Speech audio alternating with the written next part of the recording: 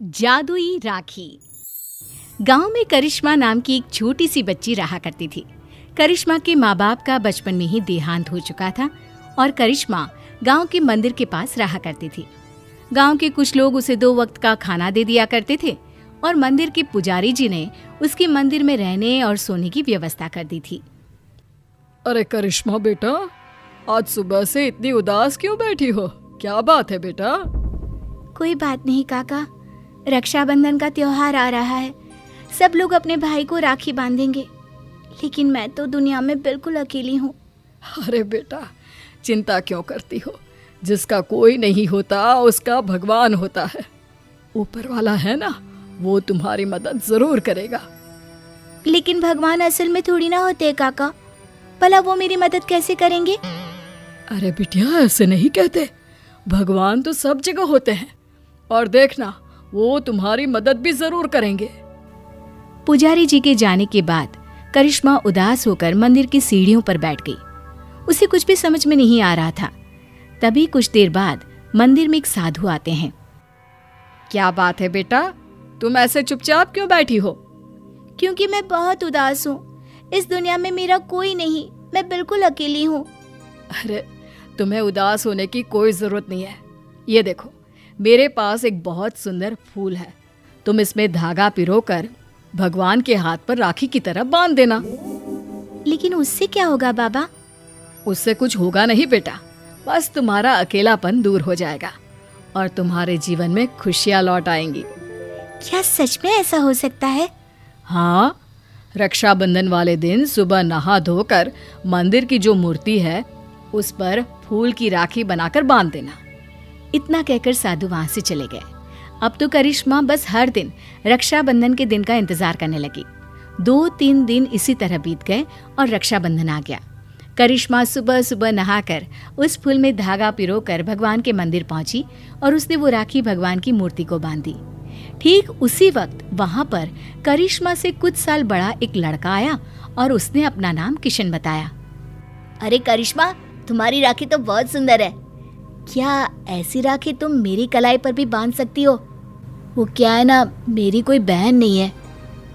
लेकिन ये राखी में जो फूल लगा हुआ है वो मुझे किसी साधु बाबा ने दिया था और मेरे पास दूसरा कोई फूल नहीं है। लेकिन मुझे तो तुम्हारे हाथ की बनी हुई राखी ही चाहिए, कहीं से भी लेकर आओ। अब मैं क्या करूं? भगवान ने बड़ी मुश्किल से मेरे जीवन में किसी को भेजा है। अगर मैंने किशन को राखी नहीं बांधी तो वो नाराज होकर चला जाएगा। सोचते सोचते करिश्मा मंदिर के बगीचे में पहुंची और वहां से उसने फूलों की मदद से एक सुंदर सी राखी बनाई और मंदिर में पहुंची। ये देखो किशन, मैंने तुम्हारे लिए बहुत सुंदर राखी बनाई है। नहीं, मुझे वही राखी चाहिए जो तुमने भगवान को बांधी है। लेकिन ये कैसे हो सकता है? वो राखी तो मैं भगवान की मूर्ति को बांध चुकी हूँ। तो कोई बात नहीं, वहाँ से वो राखी उतार कर तुम मुझे बांध लो और ये जो नई राखी तुमने बनाई है वो ले जाकर भगवान को बांध दो। किशन के बार बार जिद करने पर करिश्मा ने ऐसा ही किया। जैसे ही करिश्मा ने किशन की कलाई पर राखी बांधी, देखो, अब तुम्हें मुझसे कोई गिफ्ट लेना होगा। जब भी कोई बहन अपने भाई की कलाई पर राखी बांधती है तो बदले में उसे कोई ना कोई तोहफा लेना ही पड़ता है। लेकिन मुझे तो कुछ नहीं चाहिए। लेकिन अब तुम्हारा भाई आ गया है ना, अब से तुम्हें किसी के आगे हाथ फैलाने की जरूरत नहीं है। चलो, मैं तुम्हारे नए घर में लेकर चलता हूँ। करिश्मा किशन के पीछे पीछे चल दी। कुछ ही दूरी पर एक बहुत सुंदर सा छोटा सा घर बना हुआ था। देखो करिश्मा, आज से ये तुम्हारा घर है। ये समझ लो कि तुम्हारे भाई ने तुम्हें रक्षाबंधन का तोहफा दिया है। ये घर तो बहुत सुंदर है, मैं यहाँ पर रह सकती हूँ? हाँ हाँ, बिल्कुल रह सकती हो। इतना कहकर किशन वहां से चला जाता है और करिश्मा अपने घर में रहने लगती है। उस घर में खाने पीने की सारी चीजें थी। करिश्मा बहुत खुश थी और गांव के लोग भी खुश थे। करिश्मा को रहने के लिए एक जगह जो मिल गई। कुछ दिनों के बाद किशन करिश्मा के घर आता है।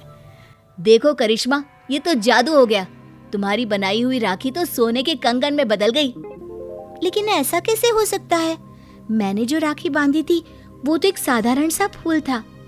नहीं करिश्मा, वो कोई साधारण फूल नहीं था। अगर ऐसा होता तो वो सोने का कंगन नहीं बन जाता। लगता है ये साधु बाबा का ही जादू है। उन्होंने ही मुझे वो जादुई राखी दी थी। लेकिन मैं सोने के कंगन का क्या करूंगा? तुम इसे अपने पास रख लो, ये मेरे किसी काम का नहीं। किशन वो सोने का कंगन करिश्मा को देकर वापस चला जाता है। करिश्मा सोच में पड़ जाती है कि आखिर वो सोने के कंगन का क्या करे। तभी उसके दिमाग में एक तरकीब सूझती है।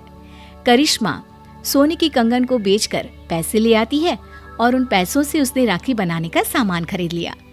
इस तरह उसने अपनी एक राखी की दुकान खोली। अरे वाह करिश्मा, तुम्हारी राखी तो बहुत सुंदर है। सारी राखियां मैं खुद अपने हाथ से बनाती हूँ और ये ज्यादा महंगी भी नहीं है। हाँ, ये बात तो बिल्कुल सच है। तुम्हारी राखी बहुत सस्ती और सुंदर है। सही कह रहे हो भाई। करिश्मा की बनाई हुई राखियां इतनी खूबसूरत होती है कि हम जिसे भी देते हैं वो खुश हो जाते हैं। अब दूर दूर से लोग करिश्मा की बनाई हुई राखियां खरीदने आने लगे और करिश्मा की राखियों की दुकान बहुत अच्छी चल पड़ी। एक दिन फिर से किशन लौट कर आता है। करिश्मा, मैं तुम्हें एक बात बताना चाहता था। हाँ बताओ ना भैया, क्या बात है? देखो करिश्मा, मैं उन साधु बाबा का ही एक शिष्य हूँ और उन्होंने ही मुझे तुम्हारे पास भेजा था। वो तुम्हारे बारे में जानना चाहते थे कि तुम कितनी ईमानदार हो, इसीलिए वो सोने का कंगन मैंने तुम्हें दिया था और तुमने उस सोने के कंगन का उपयोग एक अच्छे काम में किया है। इसलिए साधु बाबा और मैं, हम दोनों ही तुमसे बहुत खुश हैं और हम दोनों का आशीर्वाद तुम्हारे साथ है। अब आने वाले जीवन में तुम्हें किसी भी प्रकार की परेशानी का सामना नहीं करना पड़ेगा।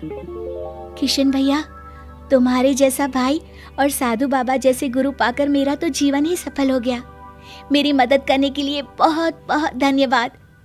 आपकी दी हुई जादुई राखी ने सच में मेरा जीवन बदल दिया।